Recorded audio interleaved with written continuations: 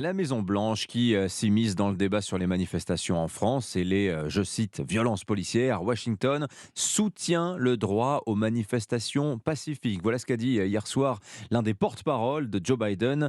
Et ça nous amène au rassemblement organisé justement à Paris et dans plusieurs villes hier Et soir. plusieurs milliers de personnes dans la capitale, quelques centaines ailleurs. Les manifestants répondaient à l'appel de soulèvement de la terre, dont le ministre de l'Intérieur a réclamé la dissolution. Gérald Darmanin tient l'association pour responsable des affrontements du week-end dernier à Sainte-Soline. Hier, ça a été beaucoup plus calme, mais des incidents ont quand même éclaté, notamment à Lyon. Reportage du correspondant d'Europe 1, Jean-Luc Bougeon. À Lyon, les 3000 manifestants n'ont jamais pu s'approcher de la préfecture à cause des nombreux policiers massés aux abords du bâtiment. Le rassemblement est longtemps resté pacifique, se limitant à quelques slogans hostiles aux forces de l'ordre. À la nuit tombée, les manifestants se mettent à défiler dans les rues du centre-ville. Pour les disperser, les policiers font usage de gaz lacrymogène.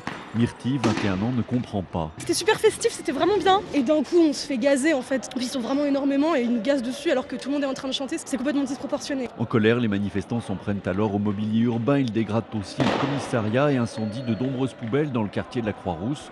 Ce sont les habitants eux-mêmes qui descendent de leurs immeubles pour éteindre les incendies. Une, deux, trois feux dans un rayon de 50 mètres.